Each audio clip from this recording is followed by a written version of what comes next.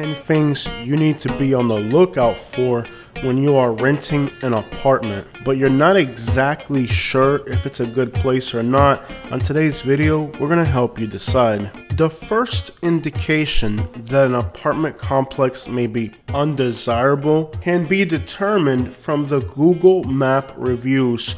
You're going to go on Google Maps, find the apartment complex, and look through the reviews. You're going to ignore all of the good reviews and specifically seek out the people that gave it the worst rating. After you have found the worst reviews, you're going to determine if they seem credible or if it's just a personal vendetta. You should be able to track the individual person who gave that review and see other reviews that they've given in the past. If they seem like somebody who complains a lot and uses their Google account simply to extort other businesses or to leave nothing but bad reviews, you could probably ignore their bad review. However, if they just seem like a person that has a lot of good reviews, but this particular apartment complex is one of their few bad reviews, it may be an indication that they're genuinely upset at the situation.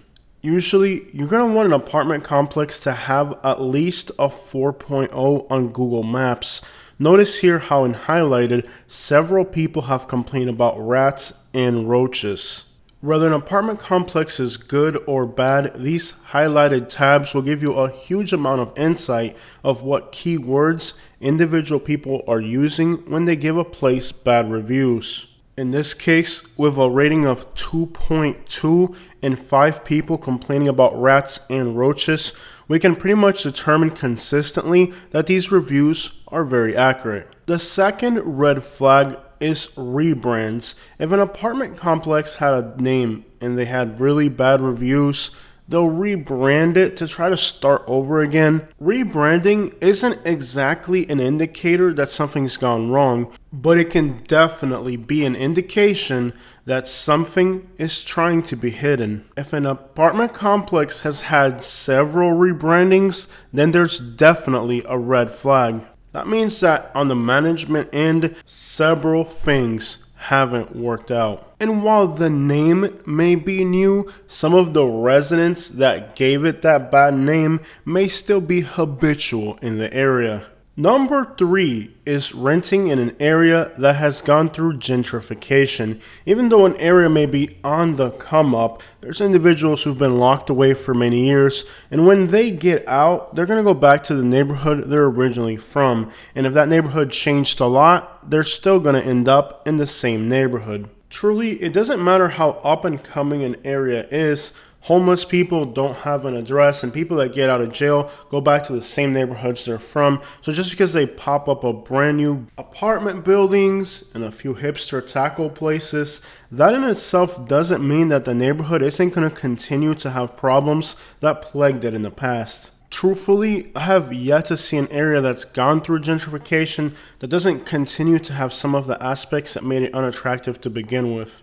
Number 4 is something you may have not even thought about. Before signing a lease with an apartment complex, call your auto insurance and make sure that your auto insurance rates aren't going to double because of the address of your new apartment. The particular zip code that your apartment complex is in could have insurance rates as much as double what it would be a few miles away. So before you sign a lease on an apartment, call your auto insurance and make sure that the place you're moving to isn't going to make your car insurance go up incredibly higher. You may find that a more expensive apartment complex on the long run could be cheaper when you consider how much your insurance is going to go up. So once you've narrowed your search down to a few options, it wouldn't hurt to run those zip codes past your insurance company and see if any particular zip code is going to make your insurance rate go up dramatically. If your auto insurance goes up dramatically by moving into a particular zip code, that in itself is an indication that there may be a lot of fraud and other things going on in that community that you may not want to be a part of. In some states, that may be irrelevant. However, if you're moving to Florida or some other state that has a lot of fraud, your insurance rate could go up so much. Within Southwest Florida, I've had my car insurance for 2 vehicles go down as much as $370 a month simply from moving to a bad area into a safer neighborhood. When you include your car insurance rate into the cost of housing, you could actually live in a safer community and be paying less out the door. Number 5 is reports of car theft. Many times you'll get this from your Google reviews. This is really a problem in the state of Texas, adjacent to the southern border. Cities like San Antonio and Houston have a huge problem with car theft, and if you drive a particular type of vehicle, namely pickup trucks or luxury vehicles, you want to be very careful exactly where you're moving to, and if the apartment complex you're moving into has had a reputation for vehicles disappearing. Even apartment complexes that seem very nice and clean in the Houston area, you can have your car disappear or your wheels be gone overnight. In some instances, individuals have had their wheels or their car stolen more than once while living in the same apartment complex. Particularly within the state of Texas, if you notice that an apartment complex has had reports of missing vehicles, you definitely don't want to take that as a random act. It's most likely a reoccurring thing. Just this week, a high-ranking member of the streets was arrested in Mexicali, Mexico, in what was a stolen luxury BMW out of the United States. So depending on the type of vehicle that you drive, you may want to seriously consider any Texas apartment complex as a threat to the existence of your vehicle in your last parking spot. Number 6 is extensive fencing, and this kind of ties into number 5, especially in the Houston and southern Texas region. If you see extensive fencing in a neighborhood, chances are there's a reason it's there. Extensive fencing could be a small clue that there's been a lot of things disappearing in a particular neighborhood. However, in Houston, Texas, just because you're behind the fence doesn't mean your vehicle or your property is exactly safe. Many times it's people within the apartment complex that orchestrate these robberies.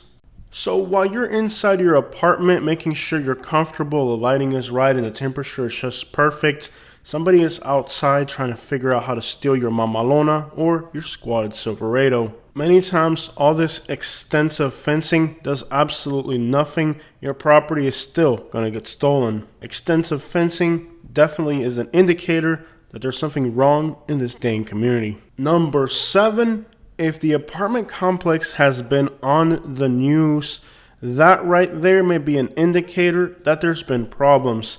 Many times that leads to the fencing or the fact that they have to rebrand the apartment complex because they were on the news for something horrendous. And again, don't just assume that the fact somebody rammed a car into a fence or some other crazy thing happened is a one-time thing. Usually it's going to be a consistent pattern of complete wildness happening in this apartment complex.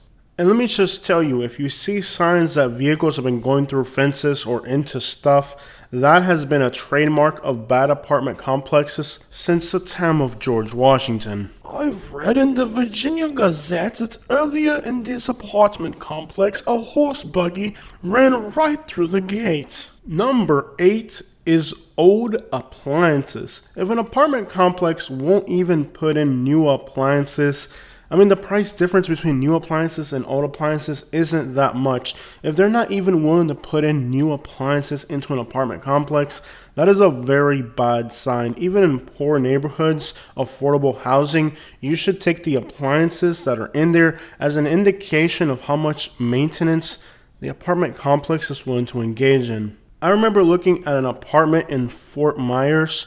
The rent was $1,700 a month. The apartment complex was beautiful. The setting was perfect.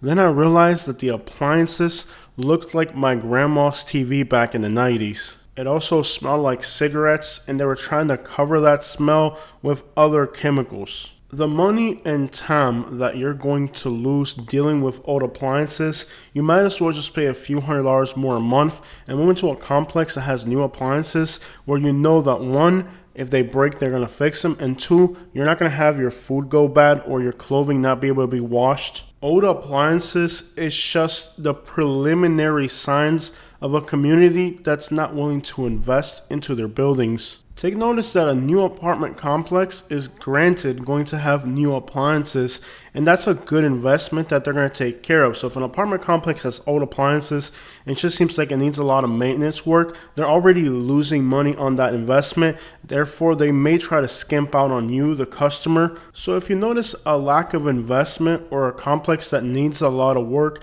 chances are they're losing money on the investment, and they may want you, the person renting, to take some of the loss that they've inherited with their bad investment. Those old appliances are just the tip of the iceberg of the crap you're going to have to deal with while living in these crappy apartments.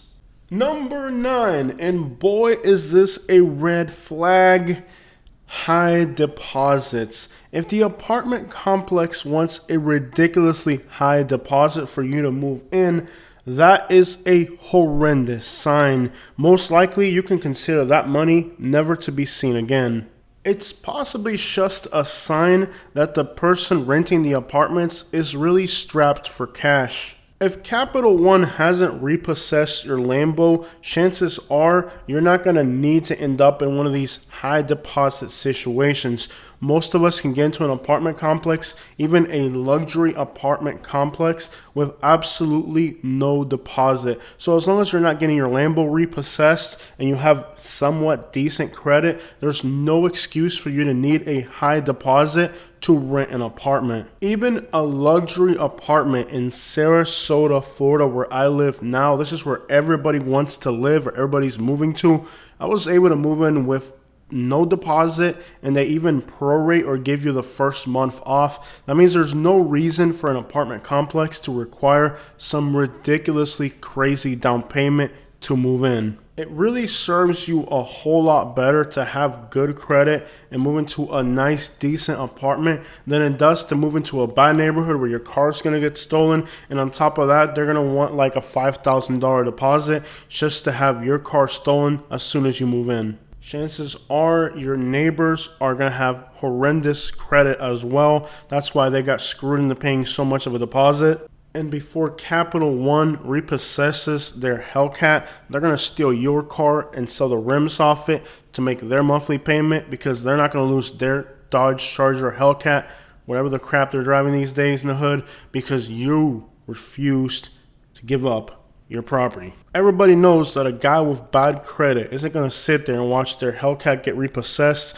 while your car's parked right next to it and it's a perfectly good car to steal and sell for parts. That's just common knowledge. It's one of the few surviving books that was saved from the Library of Alexandria before it burnt. The Latin Codex about the Infernus Catus not being repossessed because you had a brand new car there that could have been stolen. So yeah, your high deposit isn't the only thing that's going to get stolen when you move into one of these scenarios. Number 10 is no background check, especially if they're like advertising. If they're like, hey man, we won't even check your background.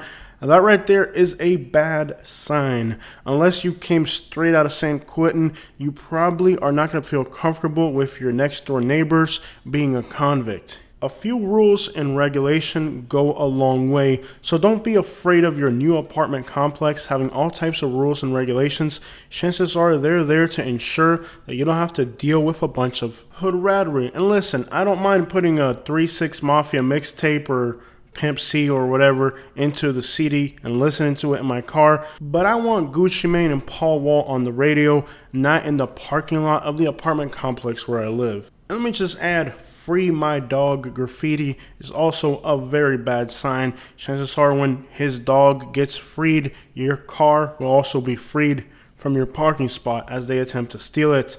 And there it is. Those are 10 tips that I'm giving you on finding a good apartment complex. The United States affords even people who don't deserve it to have living conditions that are somewhat decent. So you may find an apartment that in condition is pretty decent.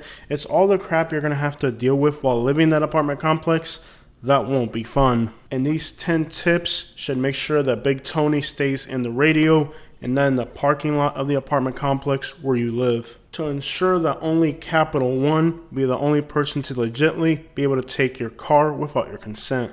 Alright, so if you don't want your car to be in the background of a music video about somebody's dead homies, these 10 tips should be very useful. I stayed at a hotel right across from this apartment complex in Houston, Texas, and just out of curiosity I started to look at the reviews, and I was like, what the crap is going on in these apartment complexes right next to my hotel? It wasn't one or two people complaining about their cars getting stolen, it was like a whole community. High insurance rates in Florida and stolen pickup trucks in Texas. These are some of the things that you could run into if you end up renting in the wrong place.